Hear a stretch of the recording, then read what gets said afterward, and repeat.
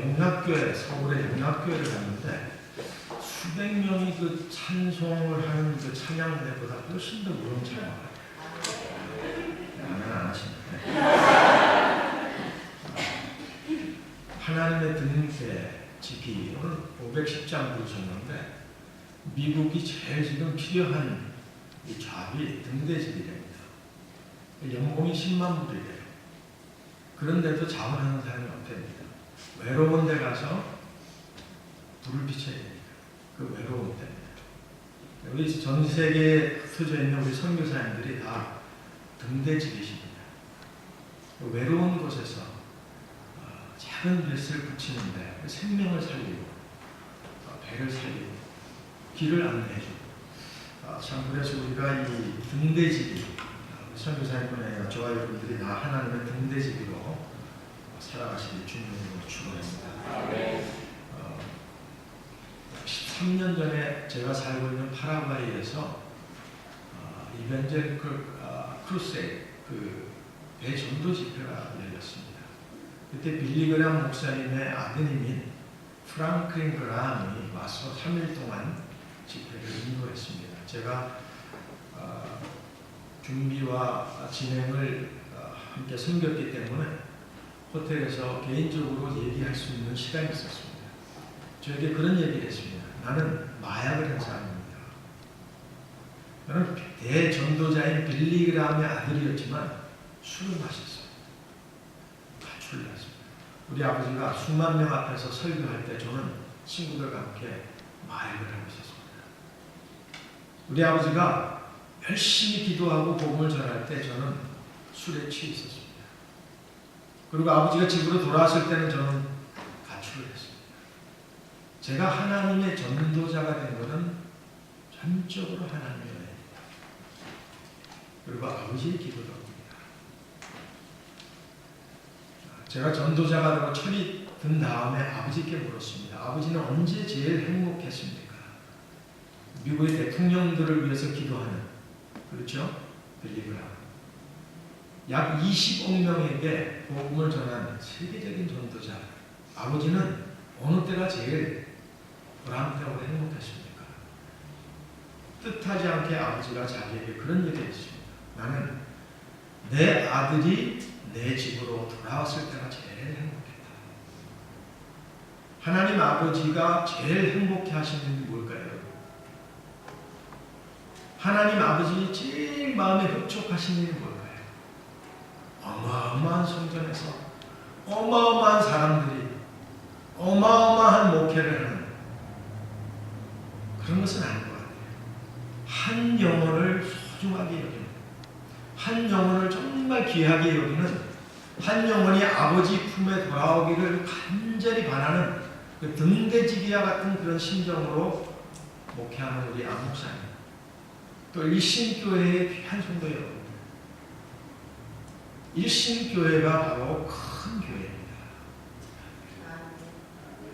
시국의 핍박을 견디다 못해 등대기처럼 정말 외로운 곳에서 어려움을 당하면서 이제 타이완으로 가 계신 그 귀한 선교사님 가정이 오늘 헌금을 다 모아서 그분이 원하지도 않았는데도 그것을 후원하고 기도하고 섬기는 이 일신교회야말로 정말 하나님의 마음을 행복하게 해드리는, 정말 하나님의 마음을 흡족하게 해드리는 이 교회는 정말 큰 교회입니다. 이 교회는 정말 하나님을 행복하게 해드리는 그러한 교회입니다. 교회의 본질이 뭘까요? 하나님 왜 교회를 세우셨을까요? 교회가 존재하는 목적이 뭘까요? 모이는 게 있습니다. 잘 모여야 합니다. 찬양하고 감사하고 영광을 올리고 하나님이 하나님 되심을 높여드리는, 잘 모여야 합니다. 그런데 잘 모여야 할 그 이유는 뭐 있을까요? 하나님은 이렇게 잘 모이게 하셔서 잘 흩어지게 하시기 때문에. 모이는 교회, 흩어지는 교회입니다. 흩어지지 아니하면 모이는 의미가 없습니다. 흩어지지 아니하면 교회로서의 의미가 없습니다. 한국 교회가 많이 어렵습니다. 속 사람을 가꾸기보다는 겉 사람을 한국교회가 쇠퇴기에 들어갔다고 합니다. 건물은 많이 넓을 것 같지만 사람들은 많이 모이지만 능력이 없습니다. 영향력이 없습니다. 세상 속에 소금과 빛의 역할을 할수록 못하고 있습니다. 왜 그렇습니까? 교회가 흩어지지 않았습니다. 여러분 요즘에 뉴스 보는 거 힘드시죠? 대한민국이 굉장히 어렵습니다. 저는 정치 얘기하러 오지 않았습니다. 저는 하나님 말씀 전하러 왔습니다. 그런데 우리 대한민국이 굉장히 어렵습니다. 한강의 기적을 이룬 나라입니다. 그런데 기쁨을 잃어가고 있는 나라라고 있습니다. 1등주의, 성공을 이룬 나라입니다. 그러나 행복을 잃어버리는 나라입니다. 성장을 많이 이룬 나라입니다. 그러나 원칙을 잊어버린 나라입니다. 자살공화국이라고 하는 오명을 쓰고 있습니다. 스승의 날에 스승의 앞에 무릎을 꿇힌 다음에 스승의 머리를 삭발하는 무시무시한 일들이 나고 있습니다. 부모의 재산 때문에 형제들이 다투면서 부모를 칼로 살해하는 무시한 일까지 일어나고 있습니다. 여러분 이것이 누구의 책임일까요? 여러분 교회의 영향력입니다. 교회의 영향력이 갈수록 줄어들고 있습니다. 한국 교회는 어떻습니까? 안타깝게도 우리 국민의 18%만이 개신교를 신뢰한다고 말하고 있습니다. 82%는 내가 저 예수 믿는 사람 보니까 나 교회에 나가고 싶은 마음 전혀 없다라는 겁니다. 부흥을 잃은 교회입니다. 안타깝게도 성결을 잃어버리고 있습니다. 건물은 많이 있고 자연수는 늘어났습니다. 그러나 흩어지는 참 제자들을 양성하지 못했습니다. 섬김 맞는 데 익숙해 있습니다. 섬김을 하기를 두려워하고 있습니다. 목회의 성공을 외치고 있습니다. 그러나 목회의 성숙을 잃어버리고 있습니다. 저도 목사이지만 내가 왜 목사가 되는가? 내가 왜 목회를 하는가? 내가 왜 선교를 하는가? 하나님이 주신 그 성경이 우리에게 말씀하신 그 컬링의 기본 원리를 점점점 잃어가는 시대가 되고 있습니다. 사랑하는 여러분, 왜 그렇습니까? 교회가 교회답지 못하기 때문입니다. 여기서 말씀을 전하는 이 목사가 목사답지 못하기 때문에 그렇습니다. 교회가 교회답지 못하고 교회가 영향력을 잃어버리고 주의 종이 주의 종의 모습을 잃어가는 이유는 바로 교회가 흩어지지 않았기 때문이에요. 그래서 성경은 사실은 창세기부터 요한계시록까지 흩어지는 역사입니다. 건강한 교회는 흩어지는 역사입니다. 그래서 요셉이 그 형제들이 요셉을 팔아넘겼지만 사실은 역사의 주인이신 하나님이 요셉을 흩어지게 하셨습니다. 아브라함을 흩어지게 하셨습니다.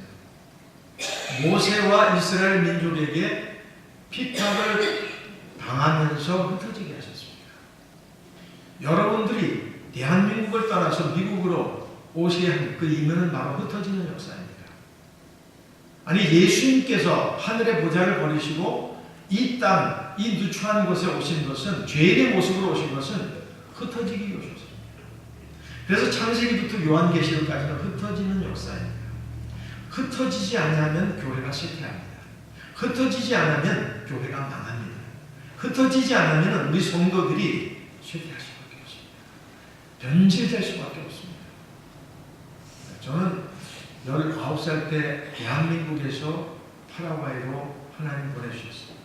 제 아내는 11살 때 갔어요. 저희 뜻하고는 전혀 관심이 없었습니다.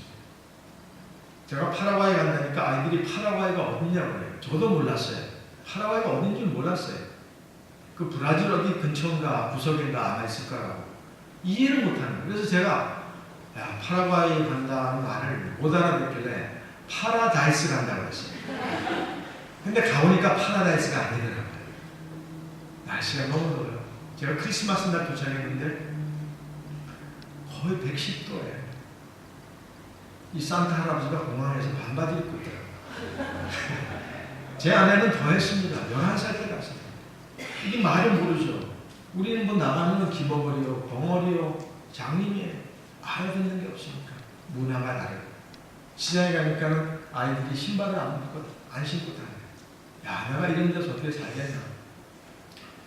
그런데 인생에 또 영적인 철이 든 다음에 제가 깨달은 것이 있습니다. 제 아내가 깨달은 것이 있습니다. 하나님이 부족하지만 등대지기로 사명을 주시니까 내가 이제서야 왜 파라다이스가 아닌 그 파라바이까지 하나님이 나를 흩어지게 하십니까? 그 뜻을 조금 깨달았습니다. 그래서 지금은 저희가 파라바이 사는 것이 아직도 힘들지만 그때보다는 감사하고 흩어지는 역사의 것입니다. 저는 19살 때 이민 갔지만 아브라함은 75살 때 5살 때 이민을 갔습니다. 75세에 이민 갔으니까 얼마나 어려웠겠어요. 힘들었겠죠. 저희가 대한민국에서 파라과이 간 것보다 훨씬 이민의 조건이 까다로웠습니다. 악조건이었어요. 세 가지입니다. 오늘 본 말씀에. 고향을 떠나라고 했어요. 고향은 태어난 곳입니다. 익숙한 곳입니다. 두 번째는 내 친척을 떠나라. 점점 힘든 것입니다.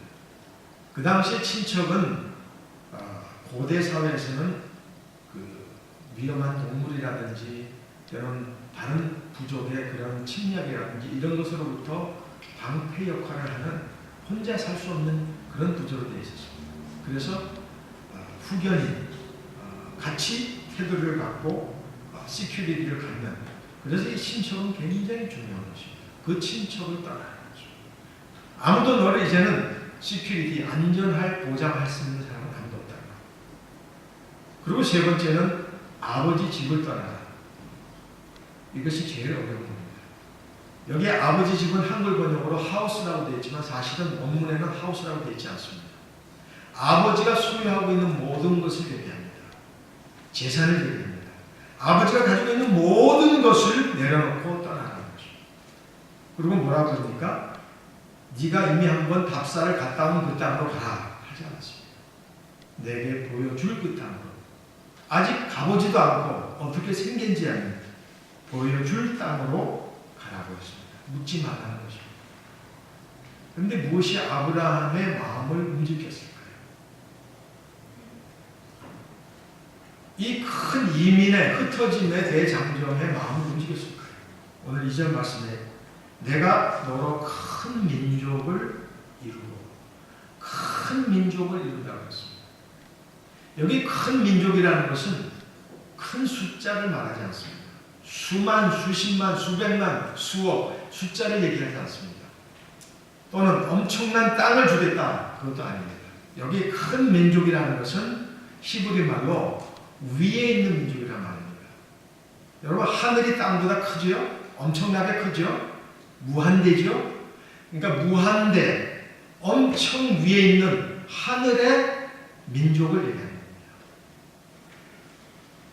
잔잔하게 네가 가지고 있는 아버지의 집의 그 재산과 소유와 내가 밟고 있는 이 지상의 땅이 아니라 비교할 수 없는 엄청난 그 위에 있는 하늘의 민족, 그것을 너에게 주겠다.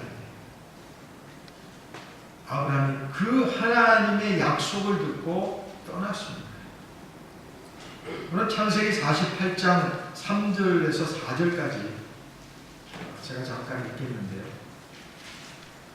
창세기 48장 3절에 야곱이 그의 아들인 요셉의 두 아들을 축복하는 장면입니다. 요셉에게 이르되 이전에 가나안 땅 루스에서 전능하신 하나님이 내게 나타나사 복을 주시며 내게 이르시되 내가 너로 생육하고 번성하게 하여 내게서 많은 백성이 나게 하고 내가 이 땅을 내 후손에게 주어 영원한 소유가 되게 하리라 하신다니라. 이 창세기 48장 3절 4절은요 바로 방금 읽은 창세기 12장 2절의 말씀과 일맥상통하는 말씀입니다. 야곱이 죽음을 가까워서 이제 자기가 가지고 있는 가장 중요한 것을 자기의 손자인 에브라임과 므낫세에게 물려주는 장면입니다. 축복하는 장면입니다. 근데 그냥 물려주는 게 아니라 무엇을 물려줄까? 무엇이 가장 귀중할까? 그것은 땅이 아니었습니다. 여기 이 땅을 내 후손에게 준다는 이 땅은 the land인데 완사가 붙어 있습니다. 명사 앞에. 그러니까 그 땅입니다. 내가 받는 땅이 아니라 그 땅, 하늘의 땅을 얘기하는 것입니다. 하나님이 나에게 주신 그 영원한 땅을 얘기하는 겁니다. 그래서 그 바로 밑에 영원한 소유가 되게 하신다고 했습니다. 그러니까 이 지상에 만지고 보고 유한한 그런 소유가 아니라 하늘의 영원한 소유, 영광의 영원한 소유를 준다는 얘기예요. 무슨 말입니까? 우리 사람은 땅의 숫자에 관심이 많습니다. 저 역시 그런 수 많습니다. 제가 개척교회 할 때 교인이 한 사람 오면 그 사람을 향해서 설교하는 거예요. 계속 저분이 뭐가 필요할까? 하늘의 민족, 땅의 민족. 이 창세기 48장의 야곱의 축복과 또 이 창세기 12장의 아브라함이 하나님을 붙은 그 약속은 일맥상통합니다. 내가 너로 큰 민족을 이루고 내게 복을 주어 내 이름을 창대케 하려니 너는 복이 될지라. 여기 이 복이라는 것은 blessing이죠. 그렇지만 복이라는 말이 4번 나오는데요. 이 복은 그냥 복이 아닙니다. 이것은 복의 씨앗을 말합니다. 이 복의 씨앗은 세상 사람들이 늘 즐겨하는 그런 복이 아니라 하늘의 복을 얘기합니다. 파라과이에 한 13년 전에 하나님께서 은혜를 주셔가지고 90% 이상이 로만 캐톨릭 신자였는데 역사상 처음으로 우리 개신교 대통령을 하나님이 주셨어요. 그 헌법이 바뀌면서 처음으로 개신교 대통령이 탄생했습니다. 그런데 그 파라과이는 12월 8일이 되면 국가의 가장 큰 종교 행사가 있습니다. 이슬람 사람들이 메카를 이제 순례하듯이 파라과이 국민들이 특별히 대통령과 장관, 고위 공무원들은 의무적으로 순례를 약 50km를 순례를 합니다. 12월 달이 제일 덥습니다. 100도에서 110도 왔다 갔다 합니다. 그 아스팔트를 사람들이 걸어서 가는데 얼마나 더운지 그러니까 계란을 깨뜨리면 아스팔트가 녹는 그냥 이 계란이 써니사이더 이거예요.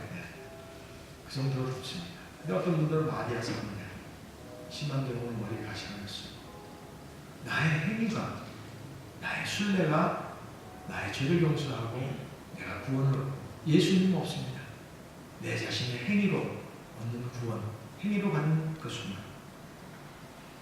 많은 사람들이 이제 개신교 대통령이 탄생했으니까 이 사람이 순례를 해야 되는데 하나보자 하고 이제 지켜보고 있습니다. 정적들이 캐톨릭 교회가 이 대통령을 지켜보고 있었어요.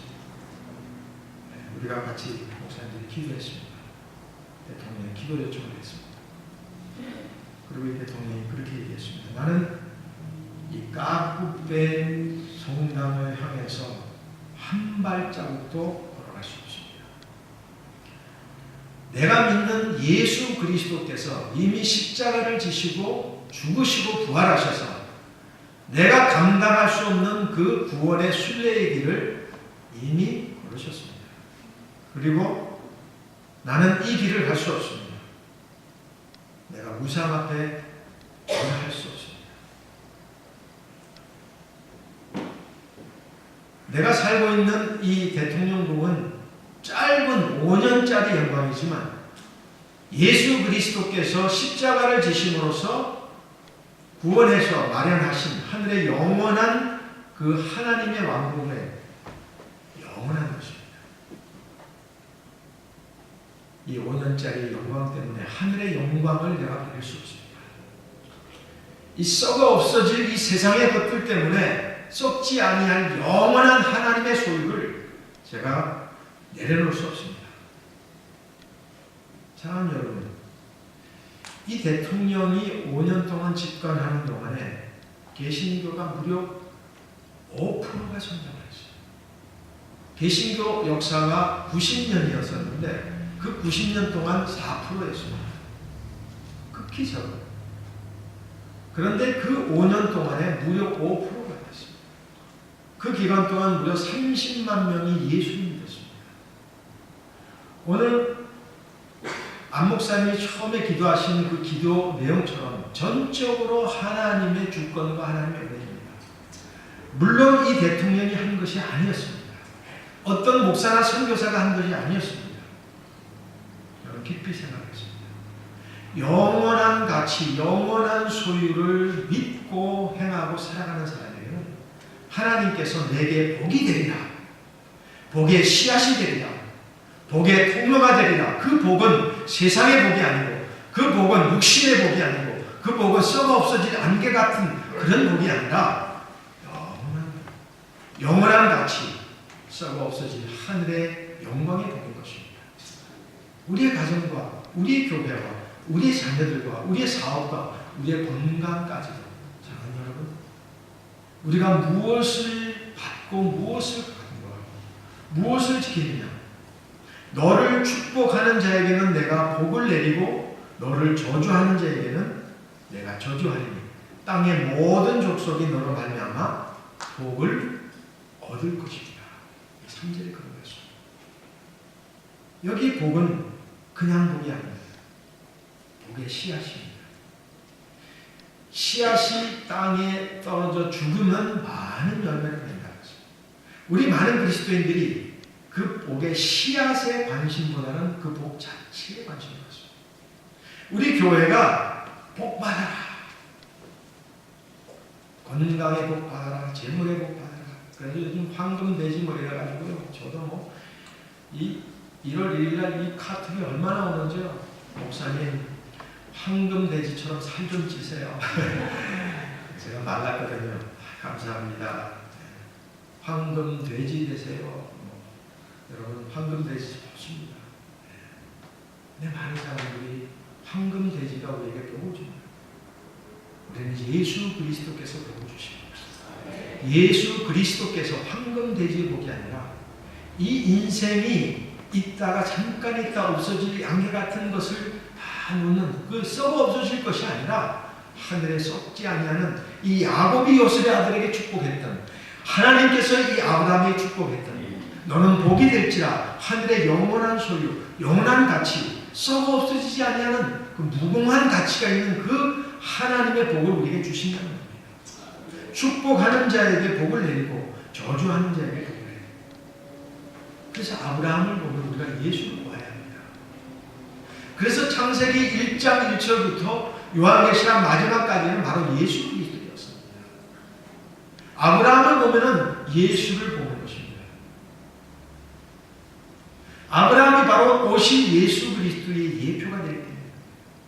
그래서 우리는 조 목사를 보면은 예수 그리스도를 볼 수 있게 해요. 아무개 집사님을 보면은 예수 그리스도를 예표 볼 수 있게 해요. 그게 안 되니까 제가 좀 미안한 거예요, 사실. 우리는 아무개 장로님을 보면은 예수를 봐요. 아브라함을 보면은 예수가 보이는 것입니다. 우리의 삶은 십자가의 예표가 됩니다. 예수 그리스도의 예표가 됩니다. 우리의 공로와 우리의 힘과 우리의 능력이 아닙니다. 제가 선교를 25년을 하면서 내 힘으로 전도해서 예수 믿는 사람 아무도 없어요. 복의 씨앗이다. 그러나 예수 그리스도께서 은혜를 주셔서 그들이 생명을 얻고 소망을 얻고 축복을 얻고 영생을 얻는 것입니다. 사랑하는 여러분, 일신장로교회는 큰 교회입니다. 행복한 교회입니다. 이 복의 씨앗을, 십자가의 복음의 씨앗을 전 세계에 뿌리는 교회입니다. 씨앗은 작은 교회입니다. 그러나 그 씨앗이 땅에 떨어져서 열매를 맺을 때는 그 열매는 무한대로 늘어납니다. 씨앗과 같이 아주 작은 일시장로교회는 큰 교회입니다. 왜? 믿음으로 이 씨앗을 뿌리는 이 교회는 하나님께서 엄청난 열매를 주시기 때문입니다. 큰 교회입니다. 행복한 교회입니다. 한 영혼을 소중하게 여깁니다. 저는 오늘 이 선교주일의 헌금을 이 핍박 가운데 있는 한 영혼을 귀하게 여기는 그 선교사님을 돕기 위해서 든다는 얘기를 들을 때 제 마음에 감동이 있었습니다. 나도 저런 교회에 다니고 싶다. 난 저런 교회 목사님 밑에서 내가 신앙 훈련하고 싶다. 내가 앞으로 은퇴하고 이 미국에 다시 돌아오면 참 이런 행복한 교회에 한번 다니고 싶다. 솔직한 고백입니다. 제가 파라과이에 있을 때 오래전에 한국에서 국무총리께서 공식 방문하셨어요. 그래서 그 국무총리께서 저희를 점심 초대를 해주셨어요. 여러분 오해하지 마세요. 제가 이론을 밝히지 않겠습니다. 제가 혹시나 이걸 정치적인 얘기 안 절대 아닙니다. 그런데 그 국무총리께서 저에게 그 말씀을 하셨습니다. 목사님, 파라과이가 우리 대한민국이 가장 어려웠을 때, 6.25 때에 정말 힘들고 고통 가운데 있을 때 중남미를 다 풀어서 2개 나라가 우리 대한민국을 지원했습니다. 남미에서. 그 중에 파라과이입니다. 파라과이가 우리에게 달러를 보냈습니다. 지원을 주었습니다. 그리고 몇십 년면 우리 대한민국이 전쟁이 있을 때에 우리를 도왔습니다. 그런데 이제는 우리가 잘 사는 나라가 됐는데 이 파라과이를 우리가 도와야 되겠습니다. 그리고 대한민국이 어떻게 이 파라과이의 빚을 갚아야 될지 아직 제가 모르겠습니다. 그건 대통령께서도 저에게 말씀하신 내용입니다. 라고 했습니다. 여러분 마음에 감동이 있으십니다. 그리고 세월이 지난 다음에 제 마음속에 그런 마음이 들었습니다. 빚을 안 갚으셔도 됩니다. 왜? 하나님께서 이미 갚으셨습니다. 여러분 지금 파라과이가요. 중남미에서 경제가 성장하는데요. 뭐 지금 아르헨티나, 브라질 다 IMF입니다. IMF. 뭐 베네수엘라 다 아시죠? 여러분? 지금 파라과이가 유일하게 5% 6% 경제 성장을 하고 있어요. 부자 나라라고 되어가고 있어요. 비록 작은 나라지만 영적인 면에서 영원한 소유는요 엄청납니다. 중남미에서 지금 개신교가 급속도로 성장하는 나라가 파라과이가 유일합니다. 지난 90년 동안 4%, 대통령 집권 5%, 그 이후에 13년 동안 지금 7%가 됩니다. 지금 무려 15%가 됐어요. 이거는 뭐 사람의 생각으로는 이해할 수 없어요. 그래서 중남미의 선교학자들이 파라과이를 방문했어요. 왜 이 나라가 개신교와 로마 캐톨릭이 이렇게 강한 나라가 이렇게 성장할까? 아무리 연구해도 답이 안 나는 거예요. 제가 뭐 이런 얘기 들었는데 그게 저는 알고 있습니다. 역사의 주인은 하나님이십니다. 하나님이 주권적으로 역사하셨습니다. 그런데 가장 어려운 그 시절에 나도 가난하고 나도 힘든데 그 가운데서 또 때렸어요. 그 가난했던 힘들었던 우리 대한민국을 그 도왔던 축복의 통로가 되었던 내게 복을 내리는 자에게 복을 내리고 저주하는 자에게 저주하는 우리는 몰랐지만 역사의 주인 되시는 그 하나님께서 이 작은 나라 가난한 나라 그 파라과이에 그 테스티모니를 잊지 않으시고 파라과이를 축복하신다는 것입니다. 많은 사람들이 기도하고 있습니다. 파라과이가 남미의 예루살렘 되기를 원합니다. 남미의 대제사장 나라가 되기를 원합니다. 파라과이가 남미의 대한민국이 되기를 원합니다. 기도했습니다. 여러분 그렇게 되고 있습니다. 여러분 복음은 이렇게 세상 속에 들어가야 합니다. 세상 속에 교회가 되어야 합니다. 세상에 감동을 주는 교회가 되어야 합니다. 세상이 닮고 싶어하는 성도가 되어야 합니다. 어린아이가 빵 5개와 물고기 2마리밖에 없었지만 마치 자기가 갖고 있는 것이 자기 점심으로 좋겠지만 더 나눌 줄 것이 없었지만 그것을 떼내어서 예수께 나아갔습니다. 예수께서 축사하시사 그 작은 것에 씨앗을 뿌렸을 때 예수께서 그것을 축복하시사 엄청난 사람들이 모습니다. 여러분 그것이 바로 복음의 씨앗입니다. 그것이 일신장로교회와 또 제가 섬기는 교회가 해야 될 일입니다. 그래서 오늘 4절에 이런 말씀을 했습니다. 아브라함이 됐습니다. 이때 아브라함이 여호와의 말씀을 따라갔다고 했습니다. 말씀을 따라갔다. 이해라는 말은 이 하나님의 방금 3절에 말씀한 그 약속을 의지하여 그 말씀을 내가 이해하고 믿어서 그 약속을 분명히 깨달아서 그 말씀을 따라갔다는 것입니다. 그런데 오늘 원문 히브리어는 말씀을 따라갔다는 말이 말씀을 품었다는 말을 했습니다. 이 말씀을 품었다는 말이 뭘까요? 우리 품속에는 심장이 있습니다. 생명입니다. 자신의 심장처럼 생명처럼 알고 그 말씀을 가지고 갔다는 것입니다. 그 낯선 땅에서 전혀 알지 못한 그 땅에서 흩어진 그 자기의 이민 역사 가운데서 하나님이 복의 씨앗이 되라, 선교해라, 말씀의 씨앗을 뿌려라, 하늘의 영원한 소유를 말하라, 땅의 가치가 아니라 하늘의 가치, 영원한 것을 뿌릴 때에 그 사람들이 복을 받고 너도 복을 받을 것이다. 그 말씀을 생명처럼 안고 갔다는 것입니다. 그 말씀이 바로 사도행전 1.8절 말씀과 연결되죠. 오직 성령이 너에게 임하시면 너희가 권능을 받고 예루살렘과 온 유다와 사마리아와 땅 끝까지 이르러 내 증인이 되리라. 증인이 되리라. 흩어지라는 얘기입니다. 흩어지지 않으면 쇠퇴하고 망하는 거예요. 흩어져야. 여기 증인이라는 말은 말투스지요. 그 말투스라는 말은 직역하면은 순교한다는 말입니다. 너희는 순교하는 말입니다. 그럼 뭐 총 맞고 칼 맞고 죽으라는 그런 얘기 아닙니다. 순교자적인 마음으로 신앙생활을 합니다. 순교자적인 마음으로 말씀이 이 품고 심장에 있는 것처럼 내 생명같이 여기고 말씀을 따라가라는 말씀입니다. 여러분 그것이 말투입니다. 그것이 증인되는 거예요. 죽음을 각오하는 겁니다. 너희 중에 죽고자 하느냐 살 것이요 살고자 하느냐 죽을 것이다. 바로 그 얘기입니다.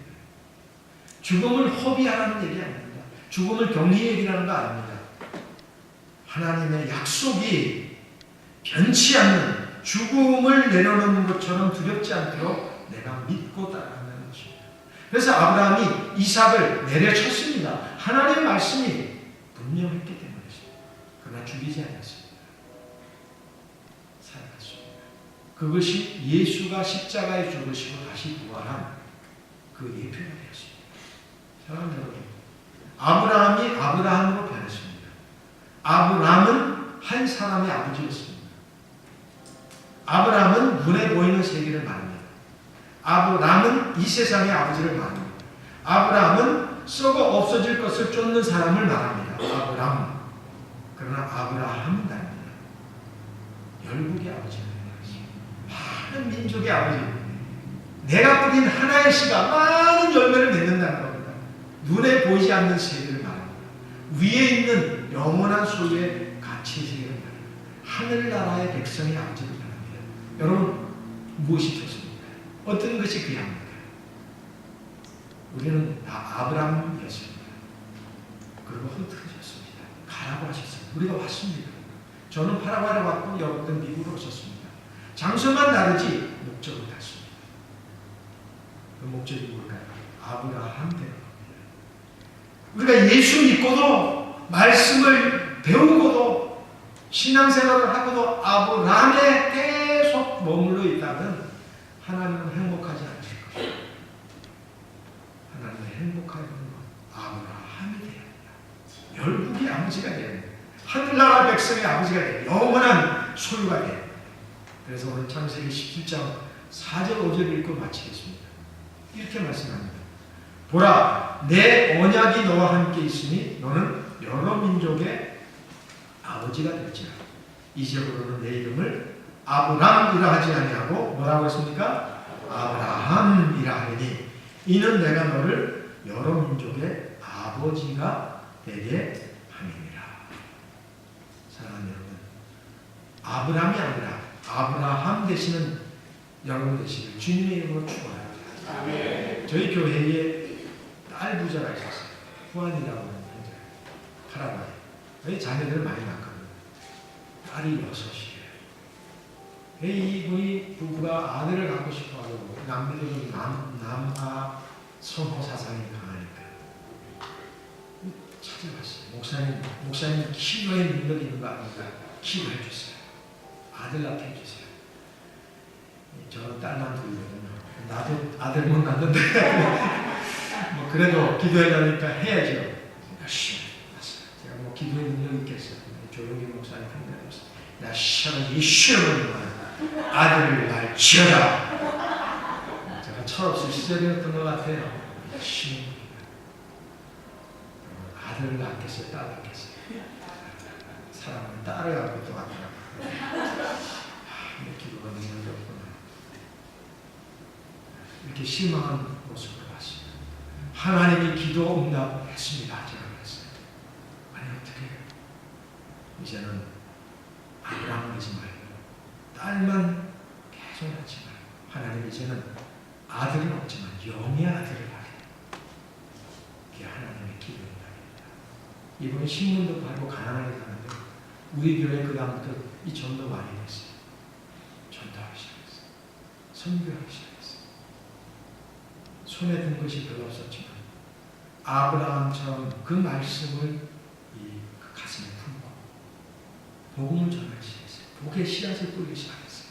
그 가난한 사람이 손에 소유는 없었지만 말씀을 품고 가는 것 된 것을 아브라함에서 아브라함이 된 거예요. 어떤 사람이 천국에 갔는데 꿈에 자기가 뭐 한다고 많이 신앙생활 한다고 하는데 집에 갔더니 자기 살 집이 없더래요. 천사보고 항의했습니다. 내가 살 집이 없으니까 내 이웃이 나보다 집도 더 낮고 뭐 별거 한 것도 없는 사람은 저렇게 의리대한 사람인데 나는 왜 이렇게 집이 없습니까? 자기 집을 보여주는데 쓰러져가는 초가집을 보여주더래요. 저게 왜 내 집입니까? 그럴 수 없습니다. 천사가 그랬답니다. 꿈에. 이 천국은 썩지 아니할 재료들을 많이 보낸 것을 가지고 자기 살 집을 짓는데 당신은 썩어 없어질 재료가 너무 많이 보냈어. 썩지 아니할 재료를 보내지 않았어. 그분이 그 꿈을 꾼 다음에 회개하고 선교하기 시작합니다. 인생을 다시 깨닫기 시작합니다. 말씀으로 돌아가야 됩니다. 사랑하는 여러분, 아브라함은 땅의 사람입니다. 아브라함은 세상 것이 목적입니다. 저도 목회자지만 세상 것을 늘 바라볼 때가 많습니다. 아브라함은 유한한 세계의 것입니다. 그러나 아브라함은 영의 사람입니다. 하늘의 것입니다. 영의 것, 하늘의 것, 영원한 것을 보는 사람은 마음이 넉넉해집니다. 작은 것에 실망하지 않습니다. 위에 폭이 넓어집니다. 왜? 하늘의 것을 바라보는 사랑하는 여러분, 하나님의 마음이 행복하게 되는 우리 일심 장로교회 되시길 주님의 이름으로 축원합니다. 하나님의 마음을 행복하게 하는 여러분과 여러분 가정 되시기를 주님의 이름으로 축원합니다.